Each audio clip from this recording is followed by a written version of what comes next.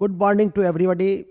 हमारी आज good morning fact की कक्षा छोटी कक्षा है जो करंट से संबंधित है और आने वाले दिनों में जो भी परीक्षाओं का आयोजन किया जाएगा उसमें यह उपयोगी होगा। रोज लगभग 10 तथ्य आपके समक्ष रखे जाते हैं और इस सप्ताह का या कहिए पिछले 2-3 दिनों का जो सबसे महत्वपूर्ण फैक्ट है वो है ज्ञानपीठ पुरस्कार। ये ज्ञानपीठ पुरस्कार साहित्य का सबसे बड़ा सम्मान है। ये ज्ञानपीठ पुरस्कार जो है ये साहित्य का सबसे बड़ा सम्मान है। इसे याद रखने का प्रयास करेंगे आप लोग। ज्ञानपीठ पुरस्कार साहित्य का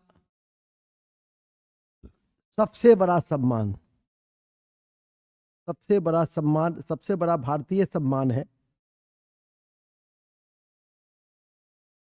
भारतीय सम्मान है। याद रखें कि यह पुरस्कार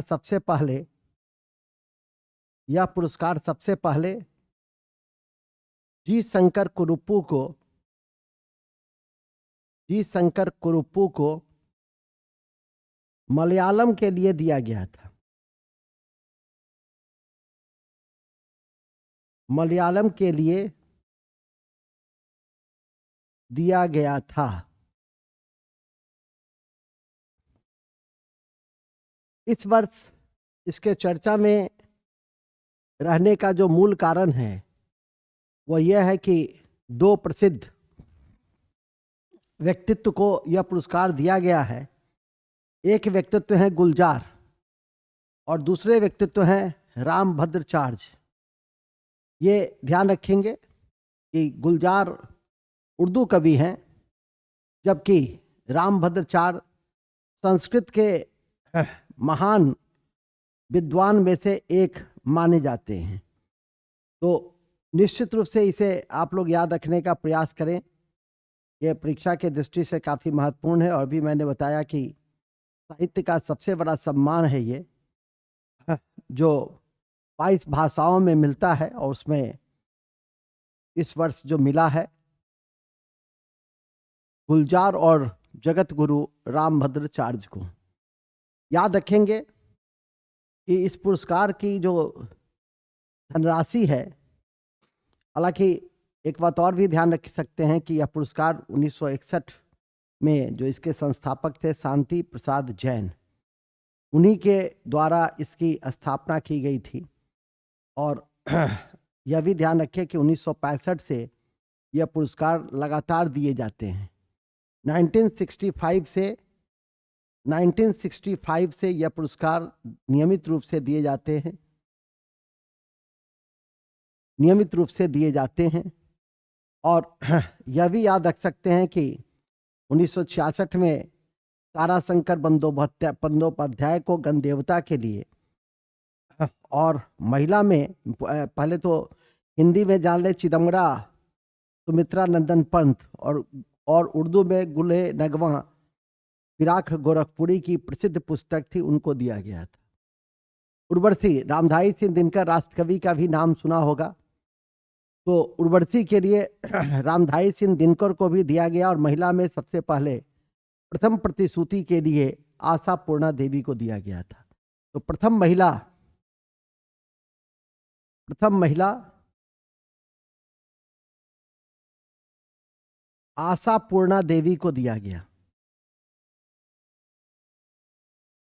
आशा पूर्णा देवी और सुमित्रा नंदन पंत हिंदी के पहले ऐसे महान विद्वान थे जिनको चिदम्बरा के लिए यह पुरस्कार प्रदान किया गया।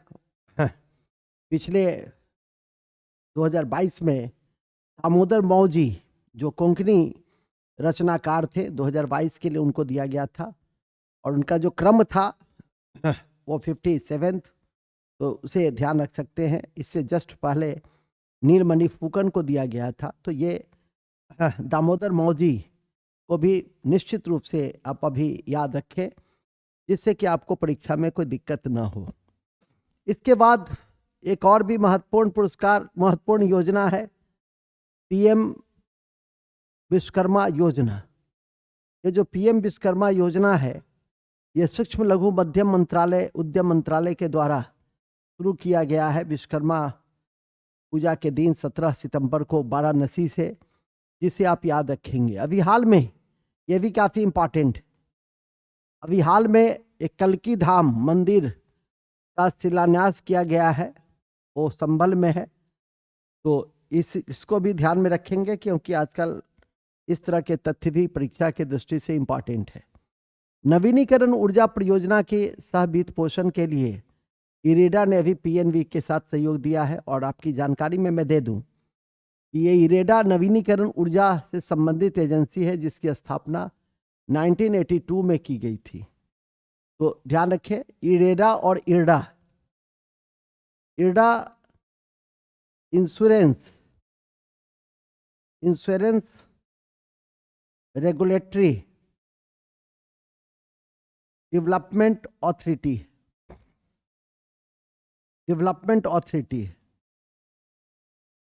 तो ध्यान रखें इरडा को।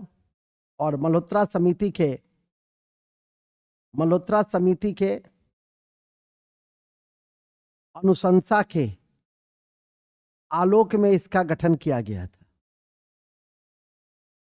नेक्स्ट, प्रसिद्ध जैन आचार्य विद्यासागर महाराज का निधन हो गया। ये विद्यासागर महाराज जैन आचार्य थे, जिसको आप याद रखें।